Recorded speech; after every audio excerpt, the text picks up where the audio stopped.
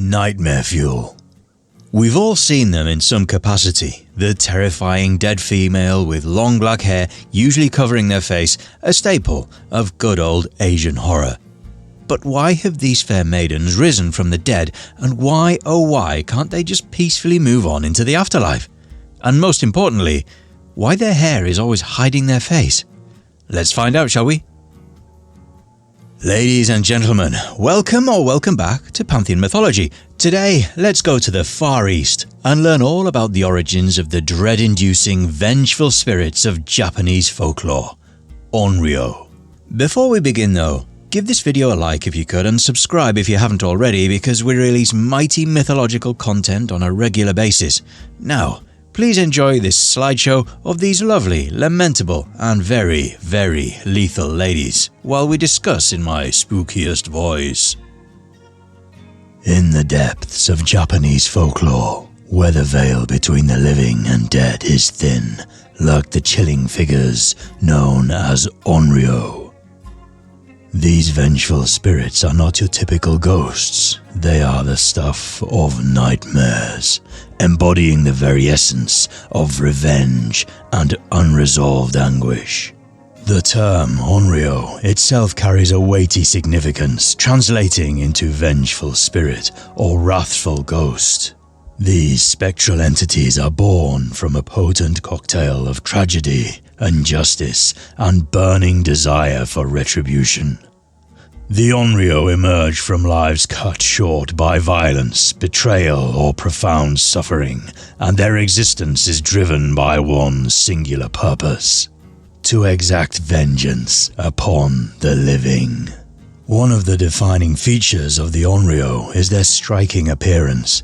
They are often depicted with long, disheveled hair cascading over their faces, obscuring their visage in an unsettling and eerie fashion. This visual element serves as a macabre signature of their malevolence.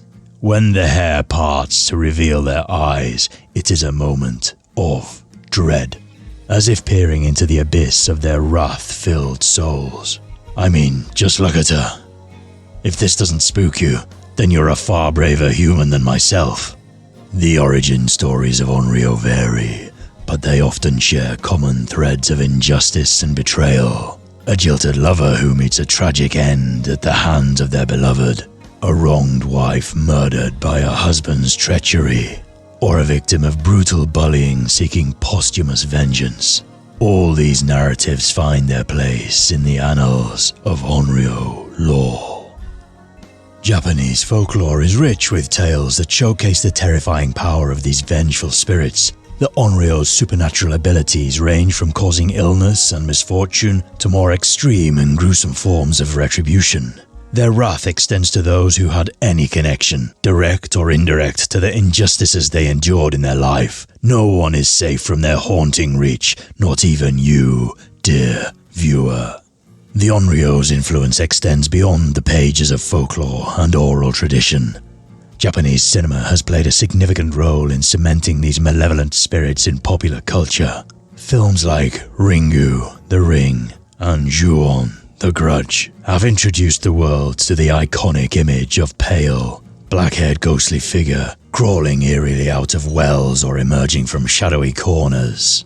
These cinematic incarnations have fueled the fascination with Onryo and have become the hallmarks of the J-horror genre. Speaking of horror, who does it best? The West or East? Can't beat an Asian horror in my humble opinion, although the French do push them close. But what makes Onryo truly captivating is their enduring presence in the human psyche. They are not mere spectres relegated to the pages of old stories. They represent a universal theme of unresolved vengeance and the dark corners of the human soul. We find echoes of the Onryo in tales of revenge across cultures, whether in Shakespearean tragedies, Gothic literature, or contemporary horror. The Onryo, with their long, hair-shrouded faces and insatiable thirst for vengeance, remind us of the enduring power of our emotions, particularly the destructive force of anger and the unquenchable desire for justice. They are a reminder that the past has a way of resurfacing, and that the spirits of those wronged can haunt us long after they have departed this world. So, behave yourselves. And for you gents watching this, remember, whatever you do, think twice before angering your female companions. Well, I now need to binge watch some comedy to get these nightmare-inducing images out of my head. What are your thoughts on these spirits of vengeance, and what movies featuring them have scarred your life? Let us know in the comments.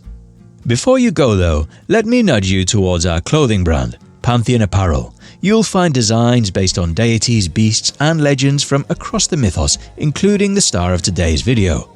We're rated excellent on Trustpilot and ship worldwide. You'll find a link in the description.